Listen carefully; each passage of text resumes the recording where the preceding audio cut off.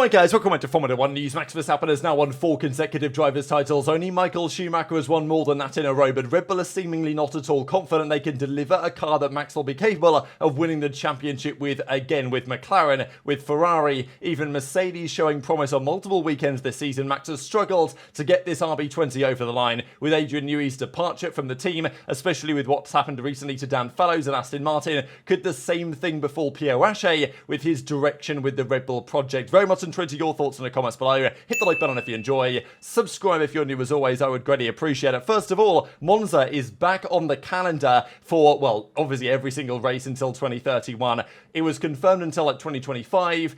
Obviously, everyone wants Monza on the calendar. If we had to keep one Italian race, if Imola has to go, then look, I like Imola, but with these modern Formula 1 cars, it doesn't really deliver the best racing. Monza, though, has to stay historic in many ways.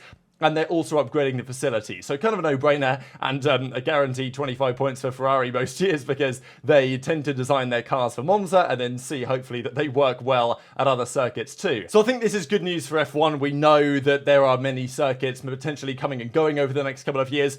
I would love to see there just be staple tracks we don't have to worry about. Unfortunately, with the way that money works, that's not always how it's going to be. But I think Monza, Silverstone, Spa, Interlagos, Suzuka, like those circuits at a bare minimum should be on the calendar every single year, and probably a couple of other ones that I've not mentioned in there. But yeah, intrigued to your thoughts in the comments below. I thought that was nice to see. Also lots of talk on the driver market. Cadillac are getting a Formula 1 team. It's not going to be called Andretti for reasons semi-unknown. They will need a driver, however. Colton Herta, you guys might remember, I think it was like middle of last year when Herta was linked to be joining the Red Bull family, basically to replace Nick De Vries, I think. Eventually, of course, they got Danny Rick instead, and Herta couldn't get the super license points that he needed. Unfortunately, for IndyCar drivers, they don't get the super license points I'd argue they deserve from the FIA. But if Herta delivers another good campaign this year in IndyCar, he will have enough points to become a Formula 1 driver, and he can do FP1 sessions,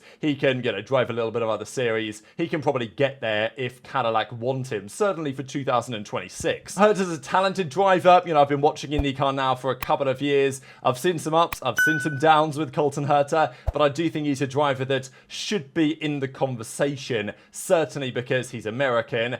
They wanted him on the grid at RB or VCARB or what it was called before, AlphaTauri, for maybe some similar reasons. And for Cadillac, they will definitely want an F1 driver from America. At least one they'll want to be American, I'd imagine. Herta will lead the line on that one. The other alternative is, could they get like an honorary Texan in Daniel Ricciardo? Because he's out of the sport. I don't think he's coming back, but look, the likelihood is Cadillac will sign a younger driver, maybe a rookie driver, maybe someone more unproven, hopefully American. Colton Herta potentially fits the bill there. They will probably need someone else with a bit more experience. Ricciardo was given lots of credit by his teammate Tsunoda and Red Bull Racing Junior Team, RB, whatever, in general, just because he gave good feedback to the car, to the technical team. Ricciardo could provide that for Cadillac. It would be an interesting return that he could make. Just realised it's the Qatar Grand Prix this weekend, so change that at the bottom right-hand side. But yeah, so Danny Rick, potentially. There's other names, of course, in the convo too. Magnussen, Bottas, among others, that Cadillac might want to consider. Apparently, Ferrari are considering Zhou Guanyu as their reserve driver, although Julian Alquesa and the guys at Formula Uno, or Auto Racer as they're called now, basically said this ain't happening. So I don't really know what's going to happen next with Zhou, whether he gets a drive. He's another one of those names they could consider, right? I mean, obviously Chinese driver, massively popular in that market. If it is a market that GM want to hit hard, having, a Herta, Zhou, it would be strange. But, if they did bring in a Chinese driver, it would probably be Zhou. And it is something I wouldn't entirely rule out for General Motors Cadillac in 2026. But intrigued to your thoughts on that in the comments. There was also this. Obviously, we know that this season, one of the big talking points has been Hamilton versus Russell. Their battles on the track, certainly in terms of pace and qualifying and stuff. And it has been interesting because the Alpine has got better this season. They were the worst go at the start of the season in many respects. Now they are better than they previously were. But it's been Gasly leading the line, and Ocon's been generally lagging behind. It was only really Brazil where Ocon was was ahead of Gasly most other sessions over the last 5 to 6 rounds, really. Gasly's been smoking Ocon. And people have been wondering what's been happening here, just because at the start of the season, they were pretty similar. To be honest, they've been very similar for the last couple of years. And all of a sudden, Gasly's taken over. So at the end of the day, Ocon's leaving the team. And that's become clear over the last few rounds. So I think there's got to be something in that somewhere. The fact that Gasly seems to be outperforming Ocon week in, week out now, and Ocon's telling the team, hey, can you please look at my car and figure out why it's slower than Gasly? Because, look, you might say, oh, Ocon's just sour grapes here. But to be fair, Ocon's been... I rate Ocon reasonably highly, as I do Gasly, at least in terms of pure pace and, race trim and stuff like that.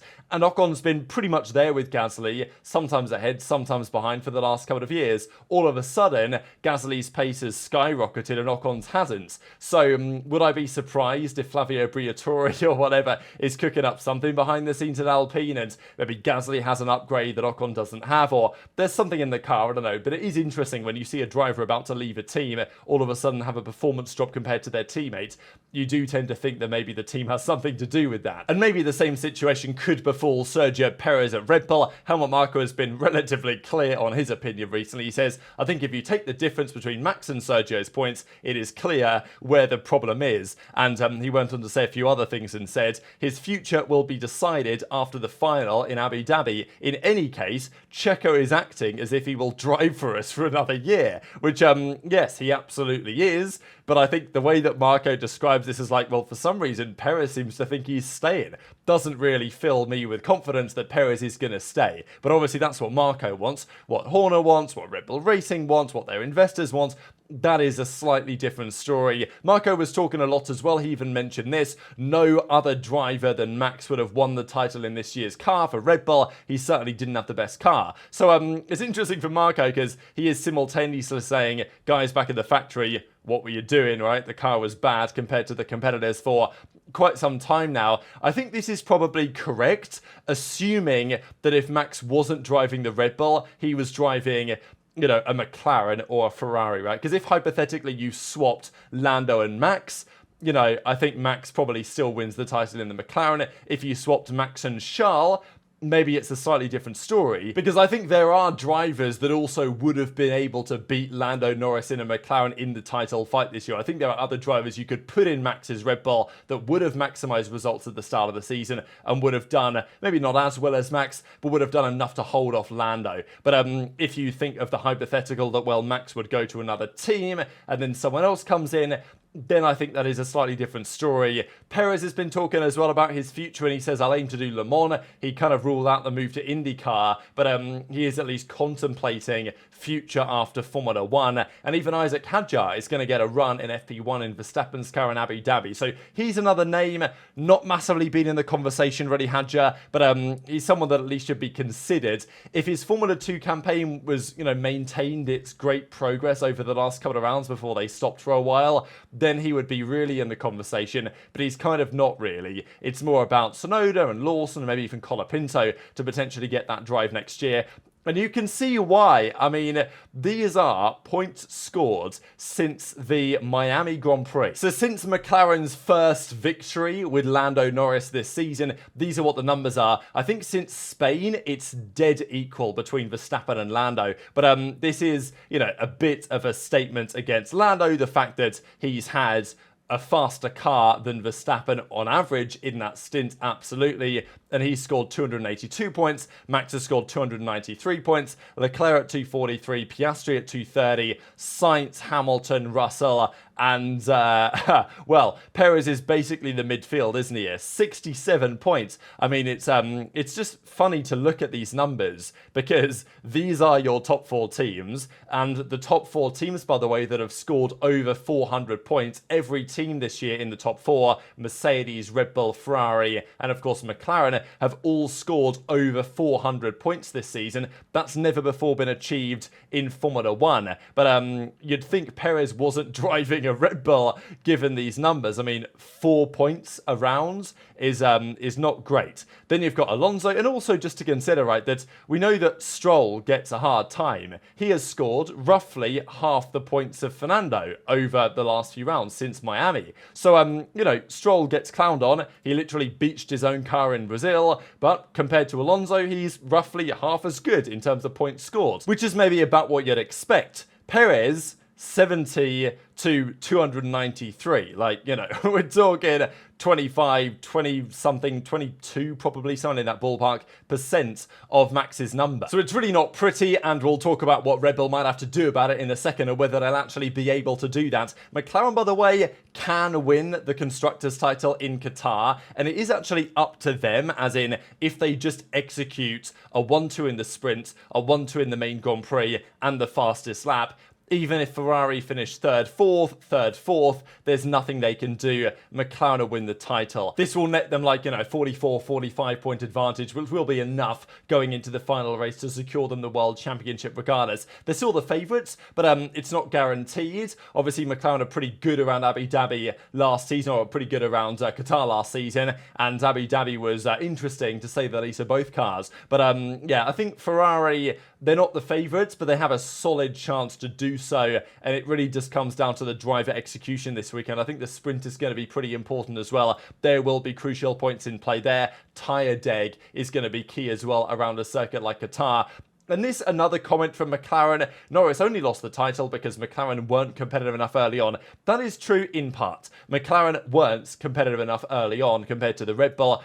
And obviously, Max's point advantage was from then. But still, if you look at the points since Miami, when they were more competitive, far more competitive, Norris has still been outscored. I think this is why, as I said the other day, the title was winnable this season, but they didn't win it. That's on McLaren and that's on Lando. And I think the mentality is always interesting to me. Jacques Villeneuve said a couple of weeks ago when McLaren did something similar, like, this is not something a winner says. And I think that's my concern about McLaren, is that, yeah, sure, Stella wants to defend Lando for his performance this season, but I'm not necessarily sure this is a comment made by a team that wins, a team that is ruthless, a team that knows what it takes, you know, to actually win championships. Ferrari haven't won a championship in a while either. Since 2008, the last Constructors' title they won, 2007, the drivers with Kimi Raikkonen. They might do it this year with Leclerc and Sainz. They will certainly be confident in doing it next year with Leclerc and Hamilton. Even Marko says, in terms of drivers, Ferrari will be stronger next year. Although I'm curious to see whether they will have great harmony in the team. I'm not sure there's great harmony in the team now,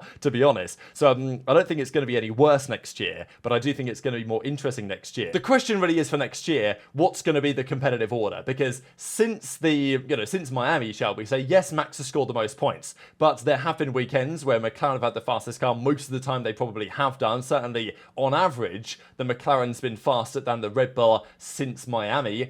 The Ferrari, the Mercedes, on their weekends are also right up there as well. So next year's competitive order is massively important, and Max can't just be, you would think, a solo trooper forever. There are some weekends, like we saw in 2021, where he needed Perez's help, and Perez's help was critical. This season, there's been none of that, and next year, if next year began as this season has gone on, you know, Max wouldn't be the champion, right? Since Spain, and certainly since the middle point of the season in, let's say, Hungary, Max has been outscored by Lando, by Leclerc, you know, in that kind of ballpark. So if this season's competitive position that we see today is the same at the start of next season, we know Max is beatable because he didn't win a race for 10 rounds up until Brazil. And then, of course, even with a good drive in Las Vegas, it was only good enough for 5th in the end. So we know that Max is beatable. We know that if the competitive order of the top cars stays as it is today, Max will not win the championship, where it'd be an incredible accomplishment if Max was somehow able to. And even the Mercedes in Vegas was amazing. And Allison says that, yeah, the simulations, they expected Hamilton to get from 10th to maybe 6th 6th or 5th, but he obviously got to 2nd and nearly won the entire Grand Prix. And Allison says, yeah, it was fantastic. So obviously part of that was Hamilton's phenomenal drive, but equally it was because the car was more competitive than they thought it would be. And that's positive for Mercedes, but it's another concern for Red Bull Racing. This has been the race-by-race advantage, not always a negative delta to the McLaren. Sometimes it's to the Ferrari, sometimes it's even to the Mercedes. For example, the Red Bull in Verstappen's hands was quicker than the McLaren in Las Vegas, but significantly slower than the Mercedes on that particular weekend. So Red Bull have talked about this. What does it mean for the future? Yes, well done, Max. You've won the 4th championship in a row. You struggled to get over the line because the team fell off substantially for whatever reason. Are things going to change next year? This year, Red Bull are going to be 3rd in the Constructors' Championship. Max is going to win the Drivers. Next year, if this current situation occurs from, the 1st of March or whatever it is, next season for the Bahrain Grand Prix, then obviously we have a different conversation on our hands. Because Max will absolutely not be the favourite for next year's Drivers' Championship. And you can even argue that right now, is he the favourite for next year's Drivers' Championship? I'm not really sure who the favourite is. It's probably Max just because he's won it 4 in a row. But it's not exactly going to be easy. And Horner says it's going to be another marathon next year. We don't know what the others are doing. We're not a team that would rather understate and over-deliver. And with stable regs, you can see how the cars have converged. You have to strike when you can. Next year's going to be hugely competitive. The cars are converged. Nothing's guaranteed. And Pierre Rache, their technical director, made this statement, which I thought was particularly telling. Now, obviously, what he's trying to say is here, well, we can't get complacent. And I know that Red Bull said similar things last year, but he literally said, I'm not confident. Now, obviously, his point is that, well, you can't be confident because then, you get complacent and you die. But still, to say it so bluntly, I'm not confident for 2025. I'm not confident because I think the others are very quick, or literally they are very quick. It will be a fight for the full year. If you have confidence, you're dead. You have to work hard. Everyone's working hard. We're trying to find performance. I have a lack of confidence because if I have confidence, you go to sleep, you don't go to work, and then you don't find performance. So I get that mentality, but equally it's like, are you confident or not? Like, is next year's car going to be good or is it not? Because this is the question, really. Adrian Newey has now left. Ever since he left in Miami, the team has fallen off. And that's not just because Newey walked out the door and the car decided to start going slowly, but there has been a factor whereby Newey hasn't been there to say, all right, guys, this is what we've got to do to fix these problems. And as I said at the start of the video, Dan Fallows worked with Newey, went to Aston Martin, and has now been sacked as their technical director because their car is terrible. The question is, how good is Pierre Rache? That is really the question here, right? Because he's worked with Adrian Newey. How impactful has Rache been to their success? Or has it all been Newey all along? And if it is, then, well, we'll see. We'll see next season, because next year's Red Bull is not going to be Newey designed. This year's Red Bull was Newey designed. He wasn't happy with every piece of it, but Newey was involved in the development process with this year's RB20, and it's won a championship. It's not won both, but it's won a championship. Next year's Red Bull may have some pieces of Newey's influence from earlier on in his time working on these cars, but fundamentally is not going to be a Newey car. Add that to the fact that McLaren, Ferrari and Mercedes are not always excellent, but have at very regular intervals been faster than the Red Bull for the second half of the season, and you create a very, very interesting indeed championship battle for next year. So look, there's been a few drivers that have won 4 in a row. Fangio, Vettel, Hamilton, of course, could have been 5 in a row for 2021, and then of course Verstappen's won the last 4 in a row. Schumacher won 5 in a row in the early 2000s with Ferrari,